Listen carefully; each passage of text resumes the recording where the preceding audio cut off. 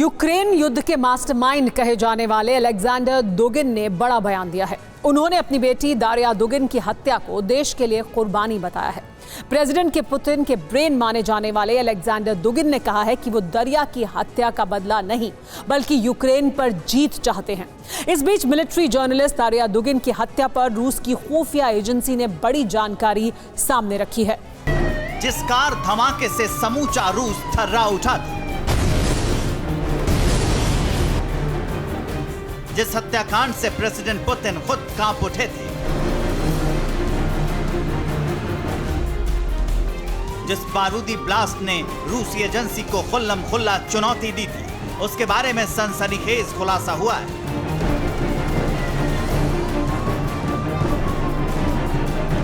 Putin के lieutenant की बेटी दारिया दुगिन के हत्यारिन के बारे में रूसी खुफिया एजेंसी एफएसबी ने बड़ा दावा किया है।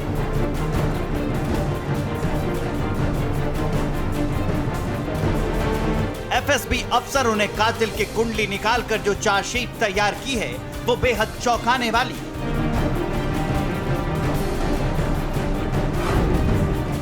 यूक्रेन वॉर का इफेक्ट, लेडी गुप्तचर का अटैक, चलती कार में मर्डर, यूक्रेनी किलर का कहर, यूएसएस की प्लानिंग, दारिया दुगिन के किलिंग।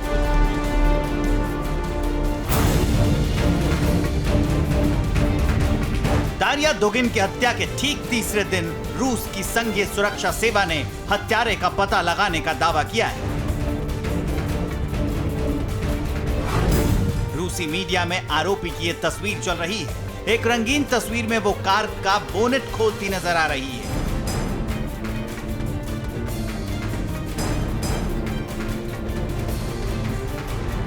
जबकि दूसरी तस्वीर ब्लैक एंड व्हाइट। दावा है कि सीसीटीवी में कैद हुई इसी लेडी आरोपी ने दारिया दुगिन की हत्या की है।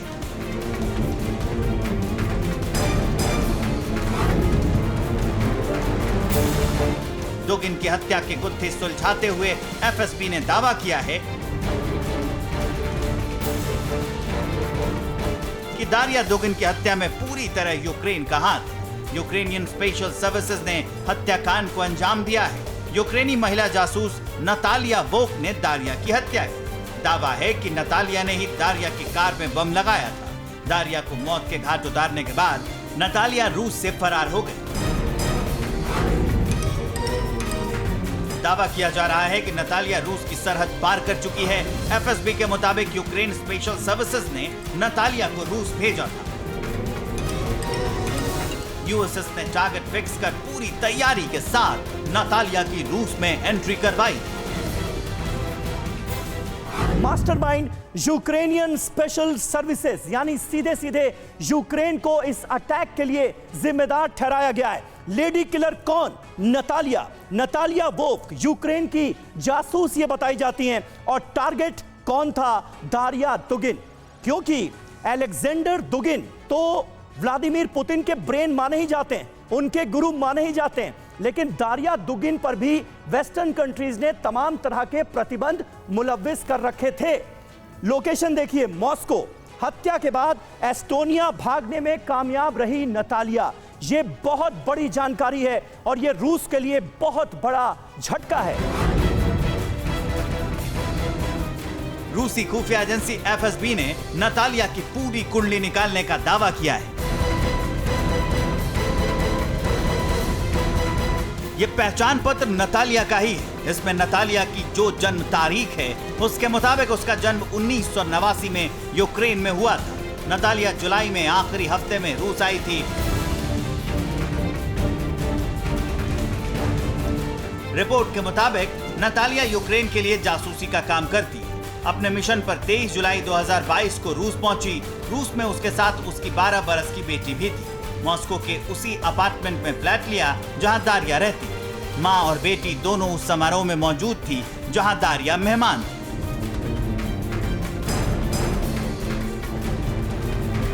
दारिया जैसे ही समारोह से बाहर निकली, ठीक 5 मिनट के बाद उसकी कार में लगा बम ब्लास्ट हो गया। गाड़ी अग्निकुंड बन गई। गाड़ी के अंदर ही दारिया जलकर मर गई। विस्फोट के बाद ही रूसी विश्लेषकों ने आशंका जतानी शुरू कर दी थी कि इसमें यूक्रेन का हाथ हो सकता है।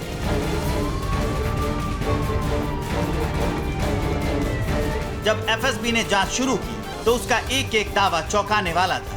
रिपोर्ट के मुताबिक नतालिया ने दारिया को मारने के लिए बेहद महीन साजिश रची थी। प्रेसिडेंट पुतिन को जोर का झटका देने के लिए पूरी प्लानिंग के साथ वो आगे बढ़ रही थी। पूरी स्ट्रेटजी के साथ नतालिया लगातार अपनी गाड़ियां भी बदल रही थी।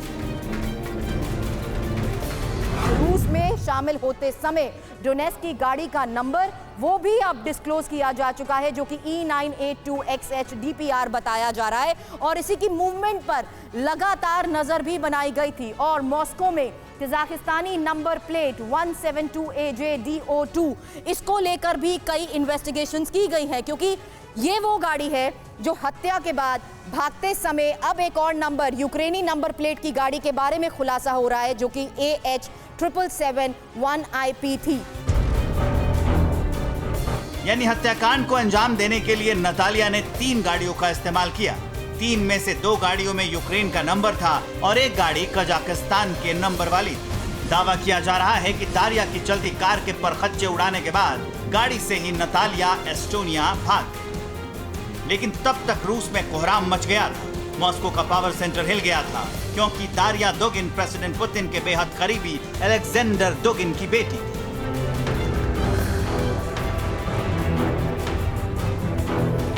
कहा जाता है कि अलेक्जेंडर दुगिन ने ही यूक्रेन युद्ध की रूपरेखा तैयार की थी।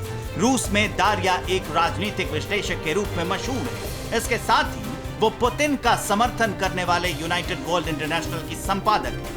पश्चिमी देशों का आरोप है कि दुगिन फांसीवादी विचारधारा के कट्टर समर्थक हैं। पुतिन से दुगिन की नजदीकी के कारण अमेरिका और ब्रिटेन ने उन्हें पहले से ही प्रतिबंधित कर रखा है। रिपोर्ट के मुताबिक रूस के प्रचंड प्रहार से तहस-नहस हो चुके यूक्रेन ने अलेक्जेंडर से बदला लेने का प्लान बनाया। यूक्रेनियन स्पेशल सर्विस ने नतालिया के जरिए चोट की। अंदेशा ये है कि यूक्रेन ने बेटी को मारकर अलेक्जेंडर को यूक्रेनियंस के दर्द का एहसास कराने की कोशिश की।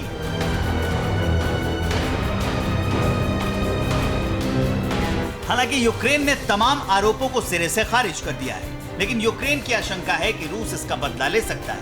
24 अगस्त को यूक्रेन की आजादी दिवस पर अलर्ट भी जारी किया गया है। स्वतंत्रता दिवस पर खौफ में है यूक्रेन। ज़ेलेंस्की ने क्या कहा है, सबसे पहले ये सुनिए। यूक्रेनी स्वतंत्रता दिवस समारोह को टारगेट कर सकता है रूस, और रूस की ओर से बेहद खौफनाक हमले की आशंका है। खार्किव में कर्फ्यू लागू है। कीव में एक जगह जमा होने पर भी रोक लगा दी गई है। माइकोलेव में सार्वजनिक जगहों पर ना जाने की अपील की गई है, और देश के दूसरे हिस्सों में भी ऐसे ही एहतियात बरते जा रहे हैं। जिन जगहों पर समारोह होने हैं वहां पर ज्यादा चौकसी बरती जा रही है। अमेरिका ने भी अपने नागरिकों को तत्काल यूक्रेन छोड़ने की एडवाइजरी जारी कर दी है। जाहिर है कि एफएसबी के खुलासे के बाद यूक्रेन में तनाव अति पर है। रूसी प्रतिशोध से यूक्रेन डरा हुआ है, क्योंकि अगर एफएसबी के तमाम आरोप सच हैं, तो ये 6 महीने के युद्ध में ये मॉस्को में पहली राजनीतिक हत्या है। और जिस तरह लेडी किलर ने दर्द दिया है, उसे जिद्दी पुतिन इसे इतनी आसानी से बर्दाश्त नहीं करेंगे।